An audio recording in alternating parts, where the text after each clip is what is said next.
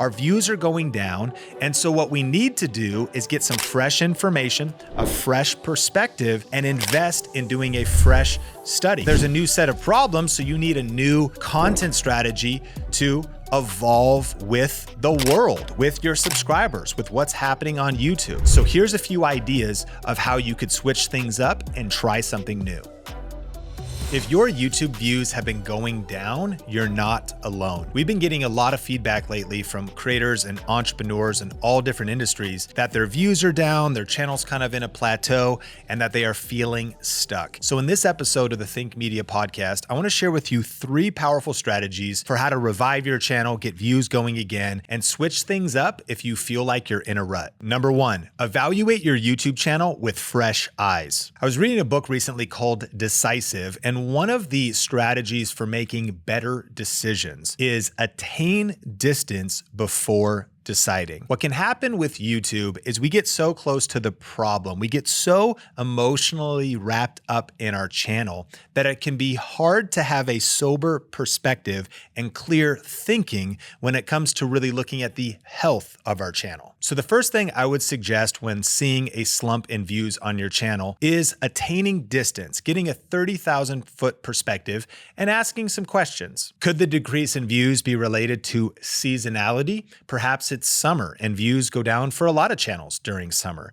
Is it the season of the content of your channel? Maybe it's going to be higher around January or December around the holidays, and maybe it's going to be lower at other times of the year. What are some of the factors that could be influencing your views? Attaining distance could also look like asking yourself, what is the landscape of my niche and topic? How has that changed? For some seasoned creators, you maybe have been consistently creating content year after year, but now your views are going down. Well, chances are there could be more creators and more options around that type of content today. And as a result, maybe the views are being distributed across multiple channels. Furthermore, in general, there is just more content option. It's not about having a direct competitor. It's about realizing that you're competing with Netflix and Hulu and Max and these other platforms that people can give their attention to. Additionally, have you done a deep dive audit of your YouTube analytics to see what you can find? What are the videos and topics that are performing best on your channel, and what videos are not performing as well?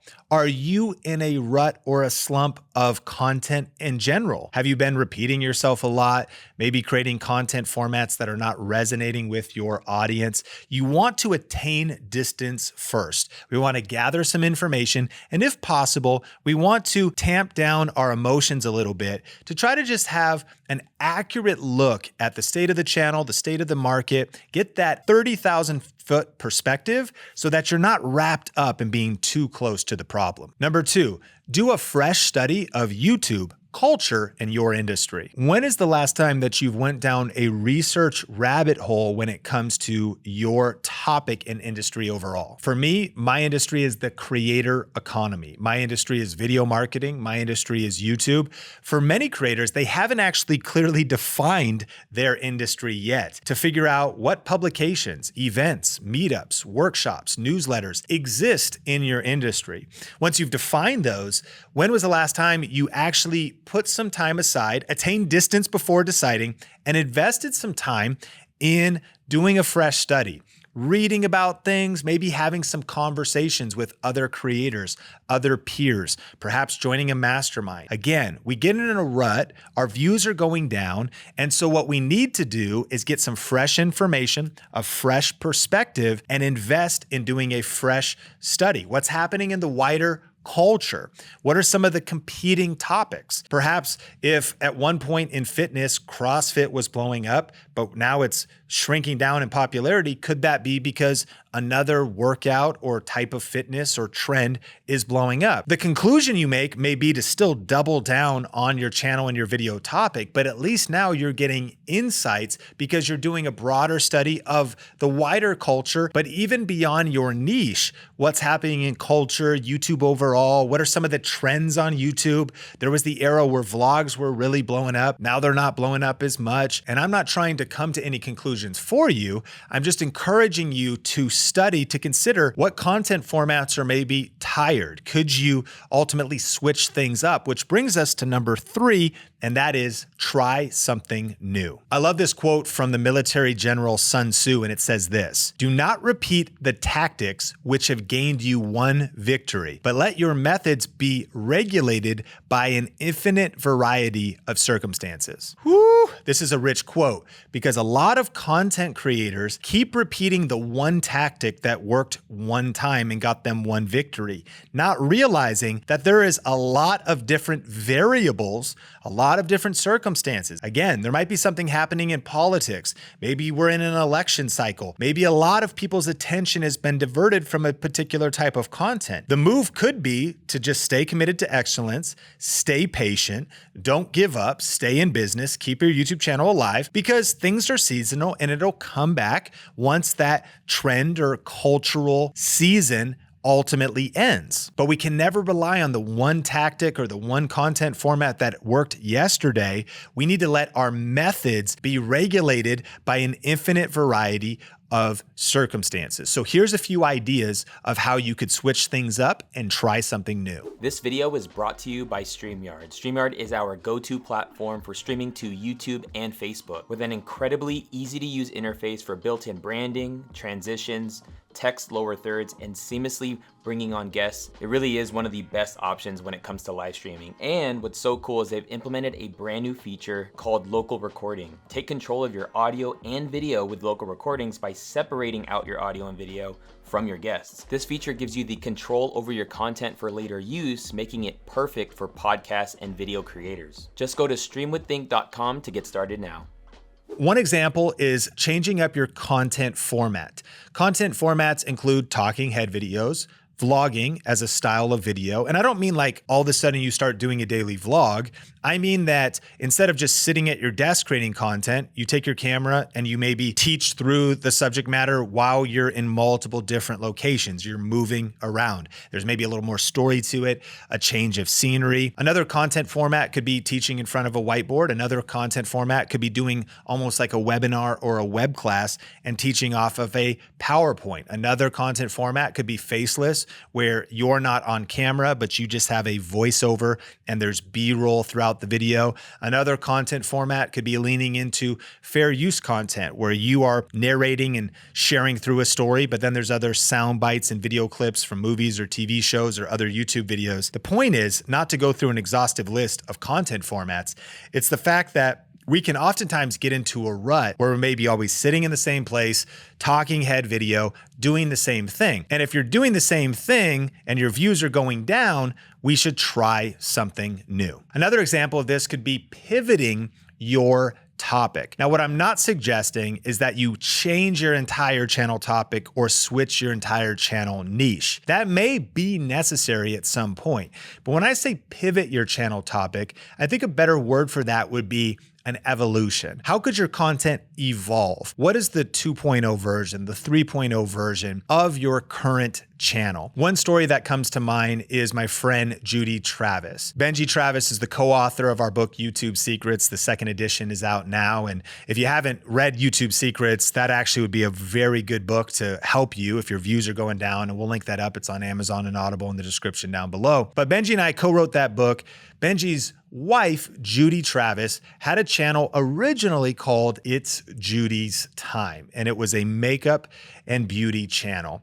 And what she did was she started early on in YouTube when there was a lot of kind of makeup channels starting. But when you think about makeup in general, it was sort of open-ended. There's a lot of niches within that niche. You could, of course, do, and forgive me, I don't know all the terminology here, but you could do smoky eye tutorials, or you could also do foundation stuff, or you could also do hair stuff, or you also could do nails. I mean, a lot of things around beauty. And the tagline of her channel was It's Beauty Time with It's Judy's Time.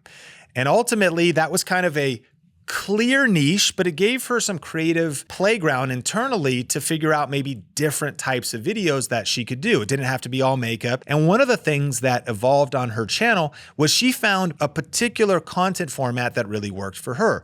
She's doing makeup tutorials, and at the time, a lot of people were, but then she started to do some hair tutorials, and she noticed those resonated even deeper, so she doubled down on hair. The key here was that Judy's channel was evolving and she was experimenting with different topics that were still clearly around the same category. It's not like she decided one day to say, you know what, I'm going to switch to Minecraft gameplay tutorials or something like that. She just kind of started going away more from makeup, more into hair, and continued to evolve on her channel.